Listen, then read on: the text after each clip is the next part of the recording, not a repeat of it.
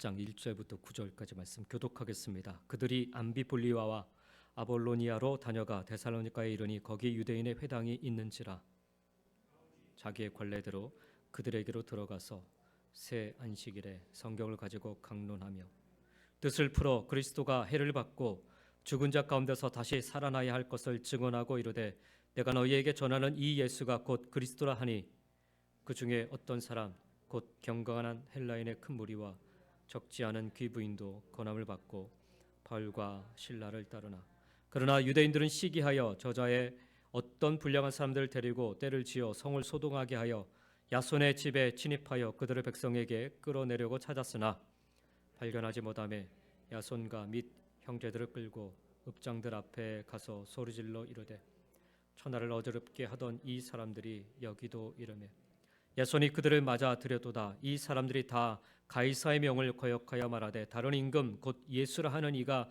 있다 하더이다 하니 무리와 읍장들이 이 말을 듣고 소동하여 같이 읽겠습니다. 야손과 그 나머지 사람들에게 보석금을 받고 놓아주니라. 아멘. 오늘 말씀을 가지고 그리스도를 따르는 신앙이라는 제목으로 말씀을 좀 나누겠습니다.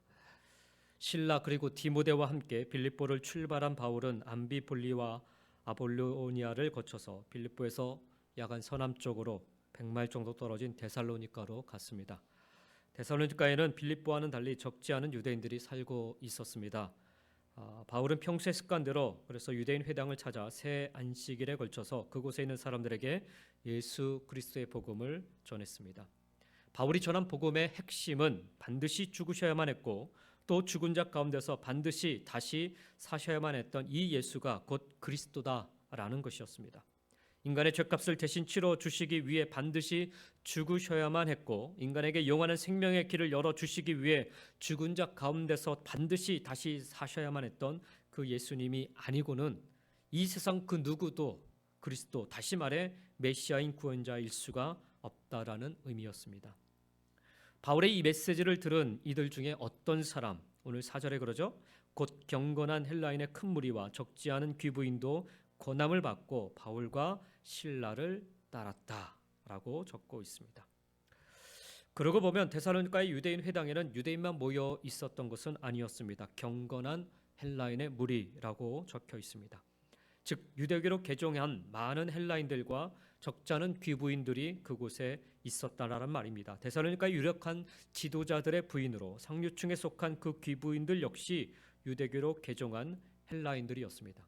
그런데 그들이 모두 권함을 받고 바울과 실라를 따랐다라고 성경은 증언을 합니다. 오늘 저는 여러분과 함께 이 따랐다라는 말과 나중에 이제 좀 한 군데 더 나오는 맞았다라는 말과 두 가지를 가지고서 오늘 말씀을 좀 나누기를 원하는데 오늘 우리말에 보면은 권함을 받고 따랐다라고 그렇게 표현을 하고 있습니다. 이 권함을 받고라고 번역된 헬라어 동사는 페이도라는 말인데 설득하다, 믿다, 확신하다라는 의미의 동사입니다. 근데 원문에는 이 동사가 수동태로 기록되어 있습니다. 즉 많은 헬라인과 귀부인들이 바울의 설교를 듣고 예수 그리스도를 믿게 되었다라는 말입니다. 그리고 그들은 지체 없이 바울과 실라를 따랐습니다. 이것은 그들이 인간 바울과 실라의 추종자가 되었다라는 뜻이 아니라 바울과 실라의 삶에 동참했다. 그리스도의 바울과 실라가 살아가고 있는 그 신앙의 삶에 동참했다라는 그런 뜻입니다. 바꿔 말하면 그들은 예수 그리스도를 쫓는 바울과 실라처럼 자신들도 이제 예수 그리스도를 쫓아 따르는 삶을 살게 되었다라는 것을 의미합니다. 네, 여러분 이게 말처럼 그렇게 쉬운 일인가 하는 것은 좀 따져보셔야 합니다. 당시 데살로니가는요 로마 제국의 속주였던 마게도냐의 행정 수도였습니다. 행정 수도였다라고 하는 것은 그 도시에 로마의 총독이 거주한다라는 말이고 또 로마 총독이 거주한다라는 것은 지배계층들이 그 도시에 몰려 있었다라는 의미입니다. 게다가 데살로니가는 로마 제국의 주된 세금을 면제받는 그런 자유로운 도시였습니다. 예나 지금이나 세금이 면제되는 도시는 사람들을 끌어들이는 그런 마력을 지니고 있었습니다. 2000년 전 데살로니가에도 더 많은 돈을 벌려는 상인들이 그래서 각지에서 몰려들었습니다. 그 결과 데살로니가에는 경제적인 부여가 넘치는 명실상부한 마게도냐 제1의 도시가 되고 만 것입니다. 데살로니가의 부유함이 얼마나 컸던지 로마 제국의 키케로라는 철학자는 발칸반도의 데살로니가를 가리켜서 우리 영토의 심장이다라고 부를 정도였다고 합니다. 그런데 그 부유하고도 거대한 도시 데살로니가에 나타난 바울과 그의 일행의 모습은 어떠했겠는지요. 그들은 값비싼 옷을 입은 부유한 상인들이 아니었습니다. 여행길에 나선 여유로운 관광객들도 아니었지요. 그들은 멀리 아시아 대륙에서 건너온 가난한 전도자들이었습니다. 제대로 갈아입을 형편도 아니었던 그들의 옷은 남루하게 짝이 없었을 것입니다. 아마 보기에도 그냥 거의 누더기 같은 그런 옷을 입고 있었지 않았을까. 더욱이 바울과 실라는 빌립보에서 맨몸으로 심한 태형을 당하지 않았습니까? 매 맞는 태형. 살이 터지고 찢어진 상처투성이의 그 몸으로 옷을 입었으니 옷이 핏자국이 흥건하게 남아 있었겠죠. 그 몸으로 빌립보에서 약 한 100마일이나 떨어진 데살로니가까지 걸어왔으니 그들의 몸, 그들의 모습, 그들의 옷 성할 리가 없었습니다. 그 성치도 않은 몸으로 초라한 행색의 바울이 부요한 데살로니가 사람들에게 전한 복음의 핵심은 또 무엇이었습니까? 예수 그리스도를 믿기만 하면 무병장수하고 더 크게 출세하고 자자손손 부귀영화를 누린다 이런 것이었습니까? 그렇지 않습니다. 인간을 위해 반드시 죽으셔야만 했고 또 인간을 위해 죽은 자 가운데서 반드시 살아나셔야만 했던 예수만 그리스도 메시아인 구원자라는 것을 담대하게 전했던 것입니다. 이처럼 바울이 전한 복음의 핵심 그리고 예수 그리스도를 쫓는 바울과 실라의 초라한 행색과 성치 않음에 아는 그런 몸 상태는 이 세상에서 그리스도인으로 살아간다는 것이 결코 녹록지 않음을 여실히 입증해주고 있었습니다. 몸으로 그냥 증거하는 거죠. 적어도 외형적으로만 놓고 본다면 바울과 실라는 여기 데살로니가 헬라인이나 특히 상류층 귀부인들이 굳이 상종할 만한 그런 대상이 아니었던 것입니다. 그럼에도 그들은 바울의 설교를 듣고 예수 그리스도를 믿음으로 영접했을 뿐만 아니라 예수 그리스도를 쫓는 바울과 실라의 삶에 거리낌 없이 동참하겠다, 아니 동참하게 된 것입니다. 바울에게 예수님은 인간을 살리시기 위해, 아니 바울 자신을 살리시기 위해 예수님 당신이 죽으셔야만 했던 분이셨습니다. 바울은 오늘 본문에서 예수님의 죽으심을 해를 받으신 것으로 표현하고 있습니다.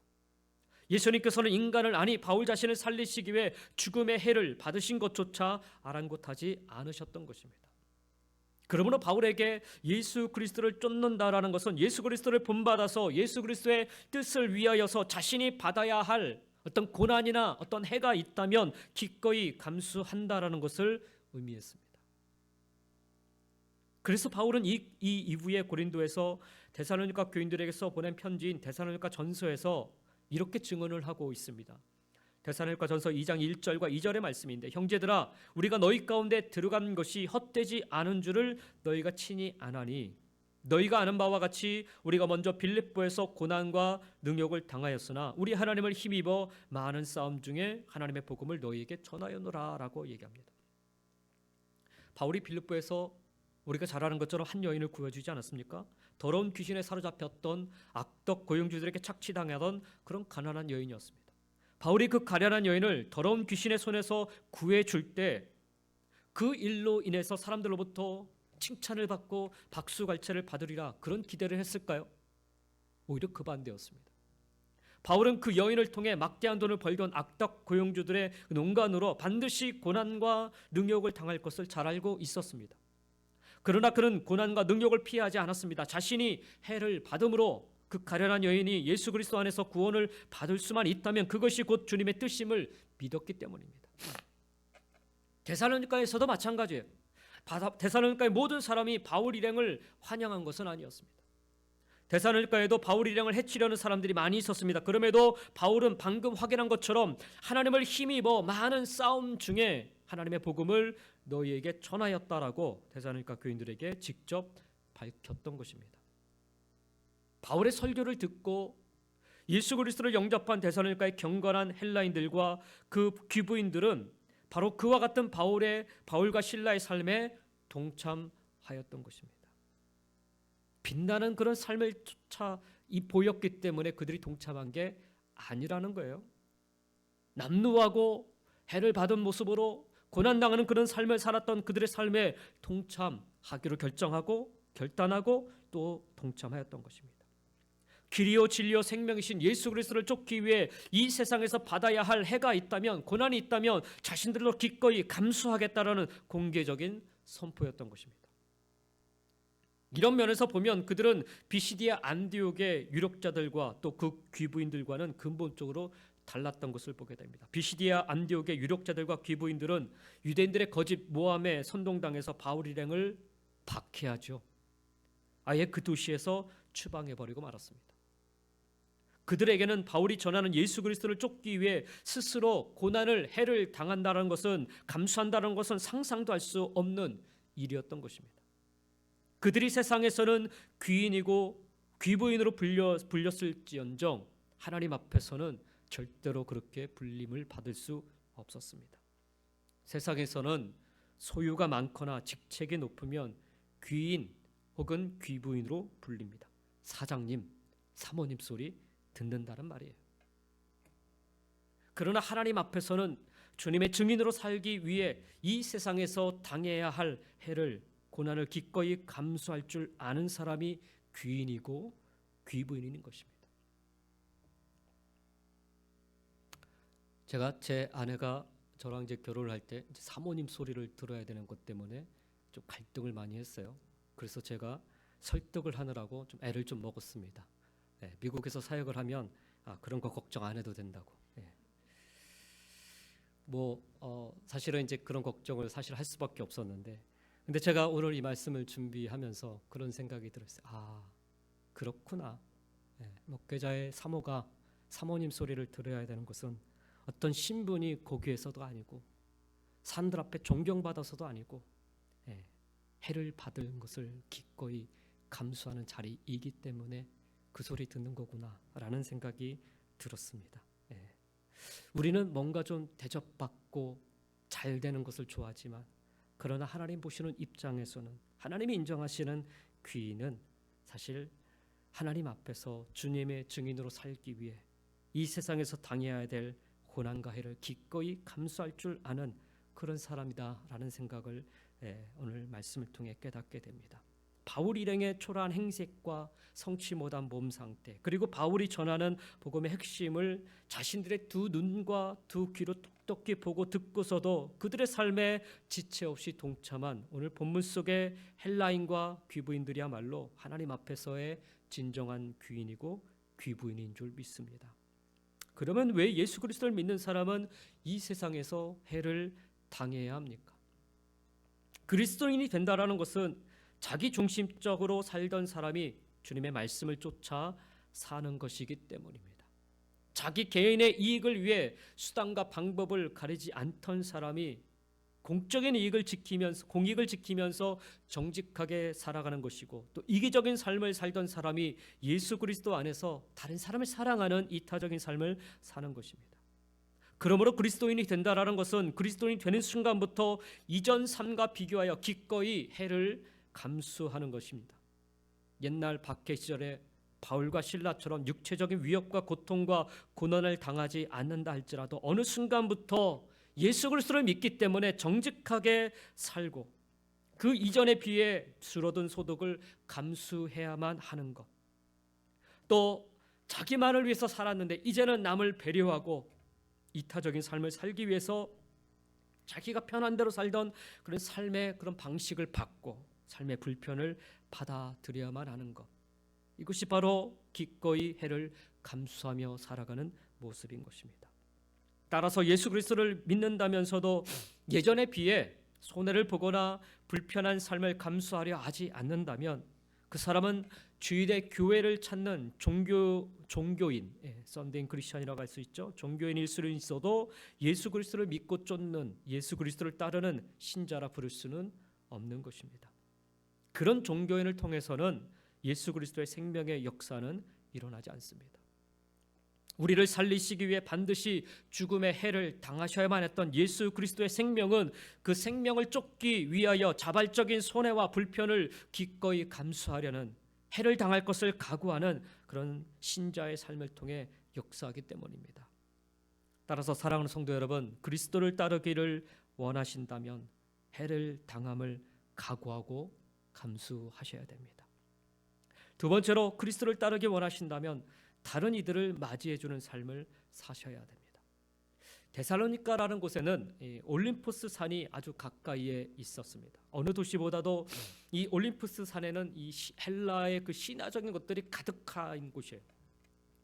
그래서 이 데살로니가는 어떤 다른 도시보다도 이 헬라 신화가 더욱 판을 치던 그런 우상의 도시였습니다. 바로 그곳에서 이와 같은 구원의 역사, 복음을 듣고 예수 그리스도와 함께 해를 당하는 것에 동참하는 그런 구원의 역사가 일어난다는 것은 여러분 기적과도 같은 일이에요. 그러나 바울의 설교를 들었다고 모든 사람이 다 주님을 영접한 것은 아니었습니다. 5절에 그러죠 오늘. 그러나 유대인들은 시기하여 저자의 어떤 불량한 사람들을 데리고 떼를 지어 성을 소동하게 하여 야손의 집에 침입하여 그들을 백성에게 끌어내려고 찾았으나 라고 말씀합니다. 어떤 유대인들은 바울의 설교를 듣고서도 그의 설교를 통해 일어난 결과로 인해서, 왜냐하면 유력한 사람들이 복음을 듣고 변화됐기 때문에, 구원을 받았기 때문에, 그런 일들을 인하여서 도리어 바울을 시기하기 시작하였습니다. 그래서 그들은 불량배를 동원하여 소동을 일으키며 바울 일행을 붙잡아 끌어내기 위해 야손의 집을 덮쳤습니다. 왜 하필이면 그들이 야손의 집을 덮쳤는가? 오늘 6절과 7절에 그 이유가 좀 나옵니다. 6절과 7절입니다. 발견하지 못하매 야손과 및 그 형제들을 끌고 읍장들 앞에 가서 소리질러 이르되 천하를 어지럽게 하던 이 사람들이 여기도 이르매 야손이 그들을 맞아 들였도다. 이 사람들이 다 가이사의 명을 거역하여 말하되 다른 임금 곧 예수라 하는 이가 있다 하더이다 하니라고 말씀합니다. 바울을 시기한 유대인들은 불량배들과 함께 야손의 집을 덮쳤지만 그 시간에 바울 일행을 발견하지 못하자 집주인이었던 야손과 마침 그 집에 있던 믿음의 몇 형제들을 붙잡아서 그 도시의 통치자들 앞으로 개 끌듯 끌고 가서 거짓 모함으로 고발을 한 것입니다. 오늘 우리는 그들의 그 거짓 모함 속에 내포되어 있는 진실에 주목해 보고자 합니다. 그것은 곧 야손이 바울 일행을 자기 집으로 맞아들였다라는 것입니다. 그것은 진실이었고 바울을 시기한 유대인들이 바울 일행을 붙잡아 끌어내기 위해 야손의 집을 덮친 이유가 거기에 있었습니다. 바울과 그의 일행이 처음 마게도냐로 건너와 빌립보에 도착했을 때 그들은 빌립보에 사는 사람이 아니었기 때문에 누군가가 호의를 베풀어 숙소를 제공해 주지 않으면 노숙하며 지내는 것이 다반사였습니다. 데살로니가에서도 마찬가지였어요. 누군가의 호의 없이는 바울 일행은 편한 잠자리를 구할 수도, 제대로 된 식사도 감당할 수도 없었습니다. 그러나 감사하게도 이 데살로니가 안에서는 야손이라는 사람이 자기 집으로 바울과 그의 일행을 맞아 들였던 것입니다. 오늘 본문에 보면 야손의 나이나 직업이나 가족사항이나 출신 배경에 대해서 그 어떤 정보도 제공해 주지 않고 있습니다. 왜 그럴까요? 그런 것은 조금 더 중요하지 않기 때문에 그렇습니다.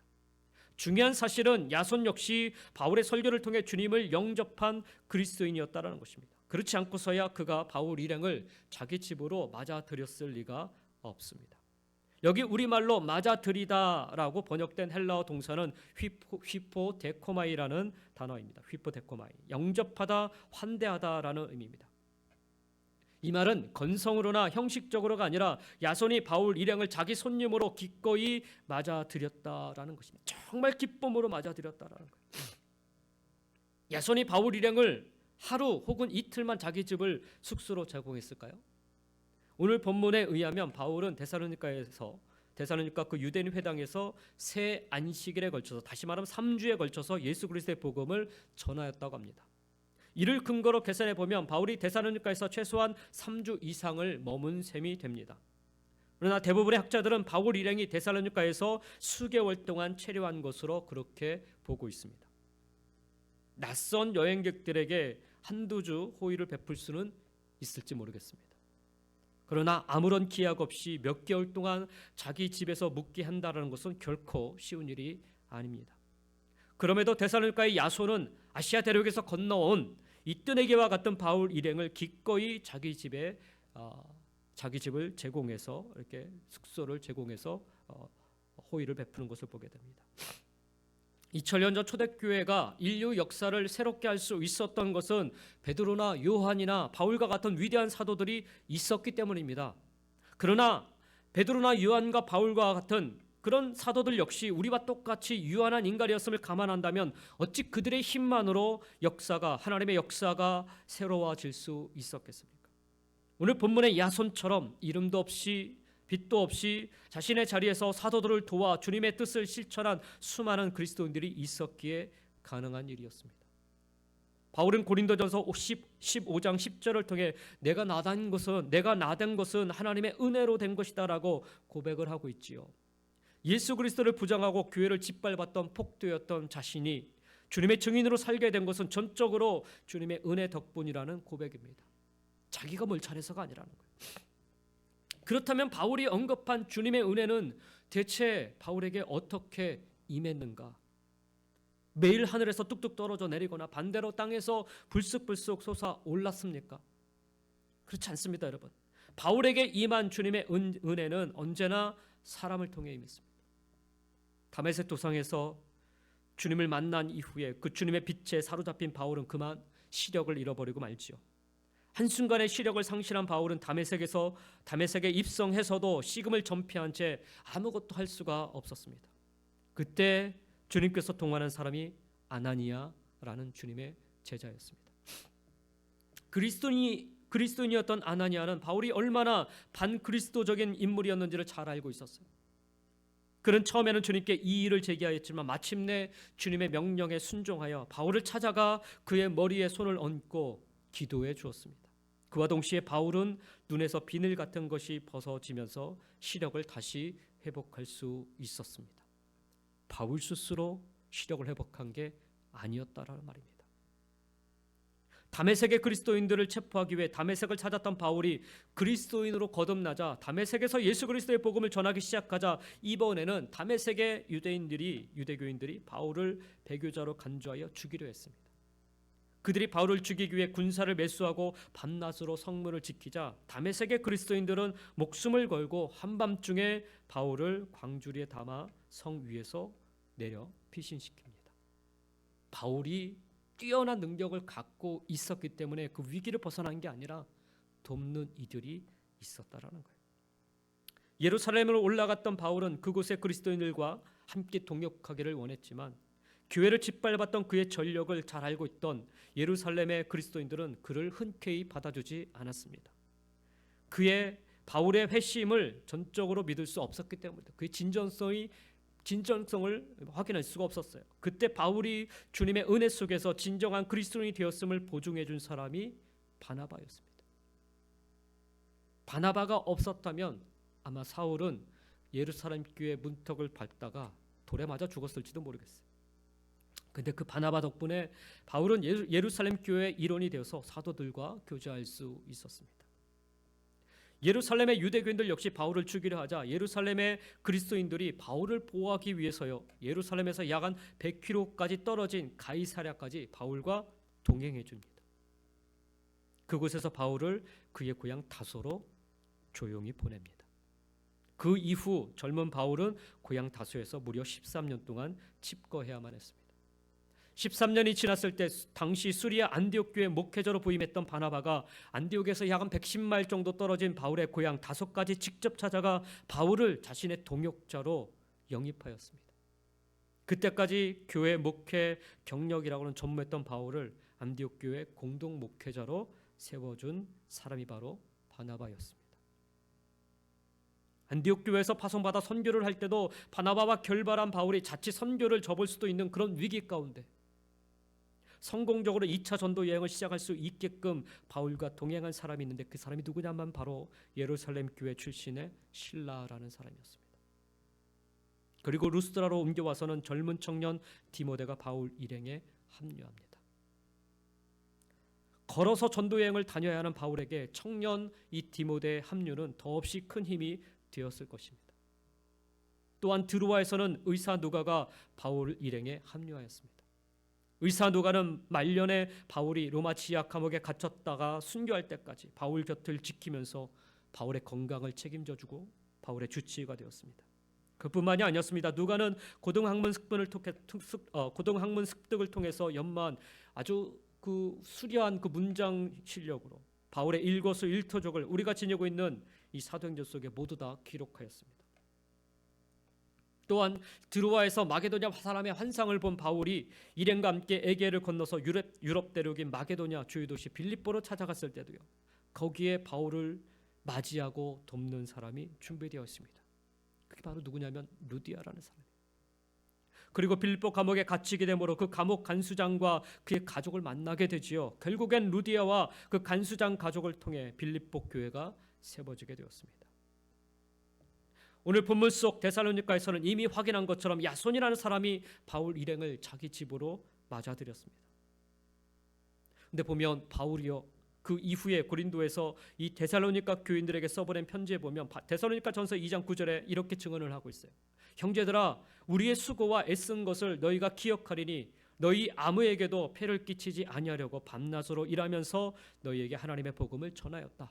이렇게 얘기합니다. 무슨 말입니까? 바울은 일행과 함께 야손의 집에서 유숙했긴 했지만 주님을 막 영접하였던 야손과 그곳의 그리스도인들에게 경제적인 부담을 주지 않기 위해서 자기 손으로 돈을 벌어서 필요한 경비를 조달하며 복음을 전했다라는 거예요.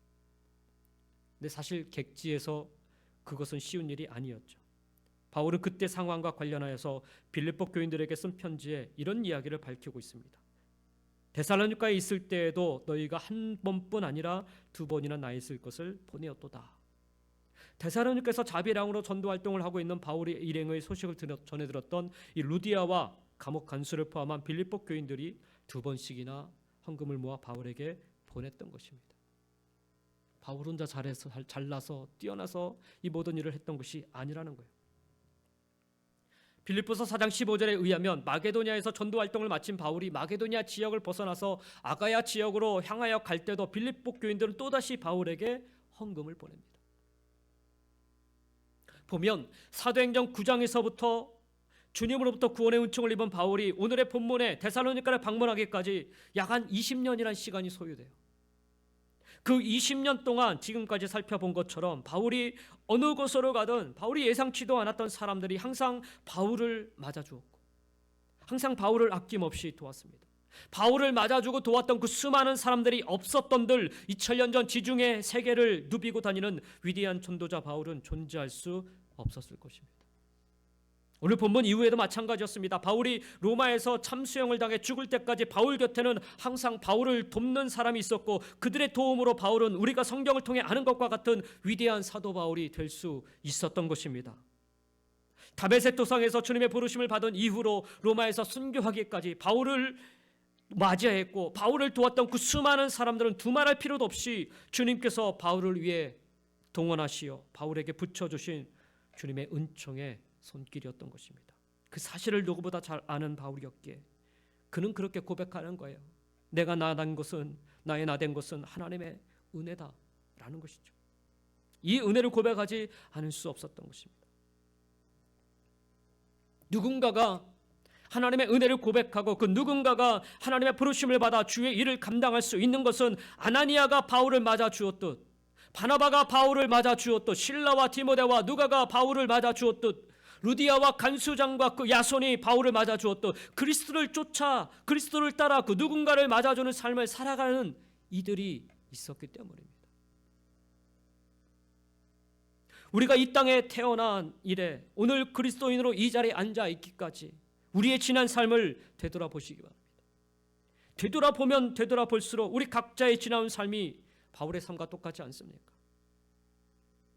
내 은혜로 된 게 아니에요. 주님의 은혜라고 고백하지 않을 수가 없습니다.